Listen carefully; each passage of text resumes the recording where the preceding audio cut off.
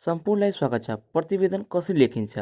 सम्पूर्णलाई स्वागत गर्दै हामी यस लोकसेवा यात्रा च्यानलमा प्रतिवेदन कसरी लेखिन्छ विषयवस्तुमा चर्चा गर्नेछौँ। सो नयाँ हुनुहुन्छ भने लाइक सब्सक्राइब अवश्य गर्नुहोला। ल बढौँ आफ्नो विषयवस्तुतर्फ। सबभन्दा पहिला प्रतिवेदन भनेको सानो क्लासदेखि स्नातक लेभलसम्म पनि काम लाग्ने विषयवस्तु हो है। यसलाई तपाईँले बुझ्नुपर्ने हुन्छ प्रतिवेदन कसरी लेखिन्छ। सबभन्दा पहिला प्रतिवेदन भन्नाले के बुझिन्छ? प्रतिवेदन भन्नाले यहाँ दिएको छ, तपाईँले स्पष्ट रूपमा बुझ्न सक्नुहुन्छ र कसरी लेखिन्छ त्यसको सम्पूर्ण डिटेल्ससहित हामीले यहाँ भिडियोको मार्फतबाट तपाईँलाई जानकारी गराउँछौँ है। सो अन्तसम्म रहिरहनु होला है, जोइन गर्न सक्नुहुन्छ। सो भिडियोसम्म लास्टमा हेर्नु होला है, पुरो जानकारीहरू पाउन सक्नुहुन्छ। सो हेर्न सक्नुहुन्छ यहाँ सम्पूर्णले कुनै पनि घटना, यात्रा वा अन्य प्रकारका कार्यहरूमा आधारित भई लेखिने विवरणात्मक र तथ्यपरक अभिव्यक्तिलाई प्रतिवेदन भनिन्छ। भन्नुको मतलब कुनै पनि घटना, यात्रा वा अन्य प्रकारका कार्यहरूमा आधारित भई लेखिने विवरणात्मक र तथ्यपरक अभिव्यक्तिलाई प्रतिवेदन भनिन्छ हैन। यो भन्ने बुझिन्छ, तपाईँले प्रतिवेदन बुझिन्छ यो। अनि प्रतिवेदनमा विषयवस्तुलाई परिचय, विवरण र निष्कर्षको श्रृङ्खलामा प्रस्तुत गरिन्छ। के को आधारमा? विषयवस्तु, परिचयलाई गराई, विवरण र निष्कर्ष श्रृङ्खलाका आधारमा प्रस्तुत गरिन्छ। अनि फेरि अर्को दिएको छ यहाँ, प्रतिवेदन विभिन्न प्रकारका हुन्छन्।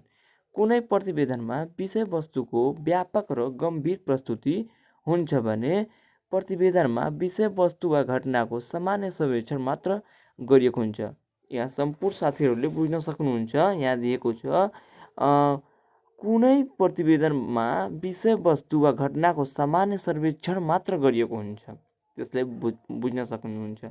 अब सानै क्लासदेखि हामीले स्नातकसम्म हामीले प्रतिवेदन लेख्ने दिन्छ।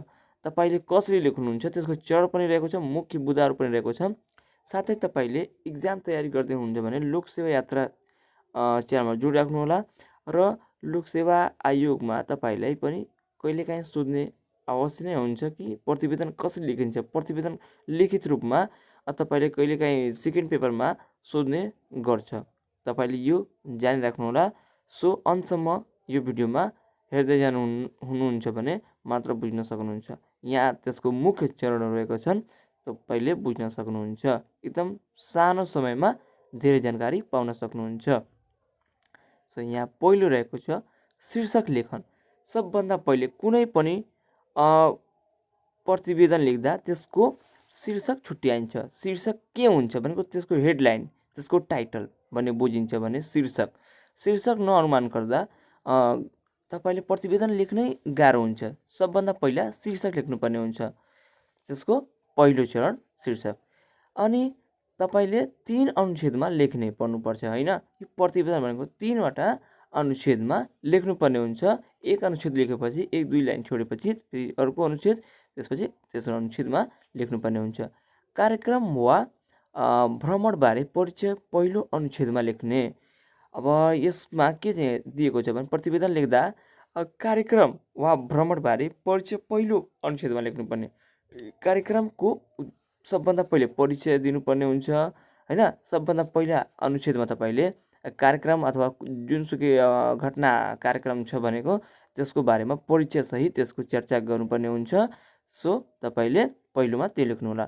त्यसगरी दोस्रोमा रहेको छ, अब तपाईँको अर्को चरणमा रहेको छ कार्यक्रमको विकास र त्यहाँ भएका महत्त्वपूर्ण घटनाहरूलाई दोस्रो अनुच्छेदमा लेख्ने। अब त्यति परिचय दिइसकेपछि कार्यक्रमको विकास र त्यहाँ भएका महत्त्वपूर्ण घटनाहरूलाई दर्शाउनु पर्ने हुन्छ। त्यसलाई मुख्य घटनाहरूलाई महत्त्वपूर्ण के रहेका छन् अनि त्यसको विस्तृत रूपमा व्याख्या गरी तपाईँले त्यहाँ दोस्रो चरणमा तपाईँले अनुच्छेदमा लेख्नुपर्ने हुन्छ है साथीहरू। त्यसै गरी अब तपाईँको तेस्रोमा रहेको छ, तेस्रो अनुच्छेदमा कार्यक्रमले दिएको सन्देश र यस्ता कार्यक्रमको महत्त्वबारे दर्शाउने। अब त्यो कार्यक्रम भन्नाले अब के को, अब त्यसको महत्त्व के छ त्यो भनेको अब के सम्बन्धी बढी ज्ञान दिने गरेको छ हैन। प्रतिवेदन सम्बन्धी सम्पूर्ण जानकारीहरूलाई तपाईँले त्यहाँ सारेर प्रस्तुत गर्न सक्नुहुन्छ। सो तेस्रो अनुच्छेदमा तपाईँले कार्यक्रमको सन्देश के भन्न खोजेको छ, त्यसको उद्देश्य के रहेको छ, त्यसको महत्त्वहरू बुँदा जुन हुन्छ त्यो दर्शाउनु पर्ने हुन्छ, त्यो तपाईँले लेख्न सक्नुहुन्छ, जो हाम्रो तेस्रो चरणमा लेख्ने गरिन्छ। अब हाम्रो अर्को रहेको छ अन्त्यमा मिति र प्रतिवेदकको नाम लेख्न नभुल्ने। यसमा भनेको तपाईँले मिति र प्रतिवेदकको नाम, प्रतिवेदक भन्नाले जुन प्रतिवेदन जहाँ तपाईँले लेख्दै हुनुहुन्छ, उहाँहरूलाई जहाँ तपाईँको लागि त्यो प्रतिवेदन कसलाई लेख्नुहुन्छ भने उहाँको नाम लेख्नुहोला। अनि मिति त्यही जुन दिन तपाईँले दिने हो त्यही मितिमा लेख्नुपर्ने हुन्छ। यी सबै जानकारी तपाईँले जान्नुपर्ने हुन्छ। प्रतिवेदनमा एकदमै महत्त्वपूर्ण भूमिका खेलेको हुन्छ। यी भनेको तपाईँको सर्ट एन्ड स्विट तरिकाले यो प्रतिवेदन कसरी लेखिन्छ बुझ्न सक्नुहुन्छ।